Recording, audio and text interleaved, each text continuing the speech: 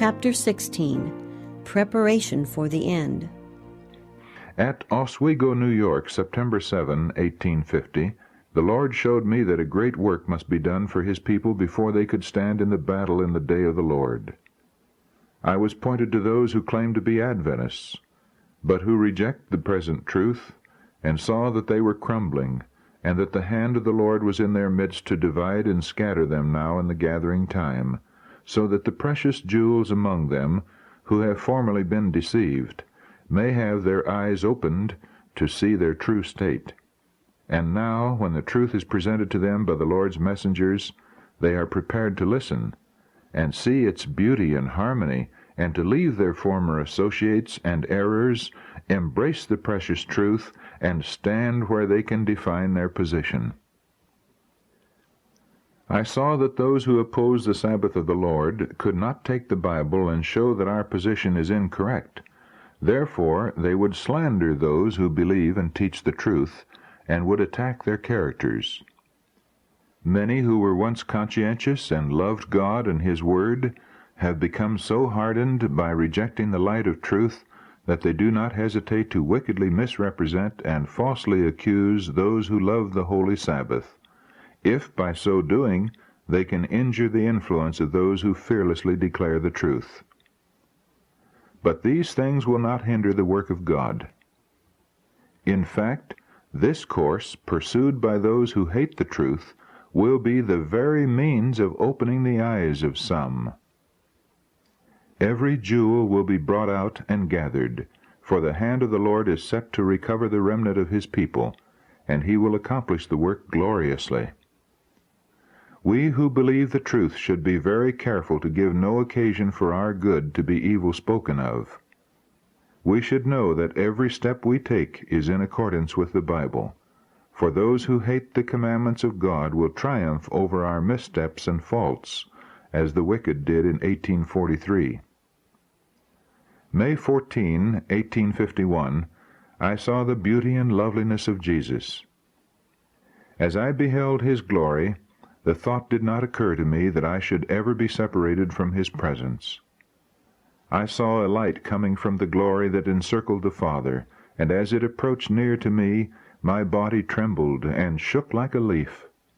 I thought that if it should come near me, I would be struck out of existence.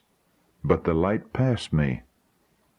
Then could I have some sense of the great and terrible God with whom we have to do. I saw then what faint views some have of the holiness of God, and how much they take His holy and reverend name in vain, without realizing that it is God, the great and terrible God, of whom they are speaking. While praying, many use careless and irreverent expressions, which grieve the tender Spirit of the Lord, and cause their petitions to be shut out of heaven. I also saw that many do not realize what they must be in order to live in the sight of the Lord without a high priest in the sanctuary, through the time of trouble. Those who receive the seal of the living God and are protected in the time of trouble must reflect the image of Jesus fully. I saw that many were neglecting the preparation so needful, and were looking to the time of refreshing and the latter rain to fit them to stand in the day of the Lord and to live in His sight. Oh, how many I saw in the time of trouble without a shelter!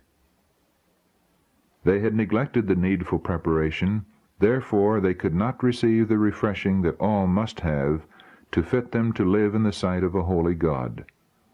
Those who refuse to be hued by the prophets, and fail to purify their souls in obeying the whole truth, and who are willing to believe that their condition is far better than it really is, will come up to the time of the falling of the plagues, and then see that they needed to be hewed and squared for the building. But there will be no time then to do it, and no mediator to plead their cause before the Father. Before this time the awfully solemn declaration has gone forth, He that is unjust, let him be unjust still, and he which is filthy, let him be filthy still, and he that is righteous, let him be righteous still, and he that is holy, let him be holy still. I saw that none could share the refreshing unless they obtain the victory over every besetment, over pride, selfishness, love of the world, and over every wrong word and action. We should, therefore, be drawing nearer and nearer to the Lord, and be earnestly seeking that preparation necessary to enable us to stand in the battle in the day of the Lord. Let all remember that God is holy, and that none but holy beings can ever dwell in His presence.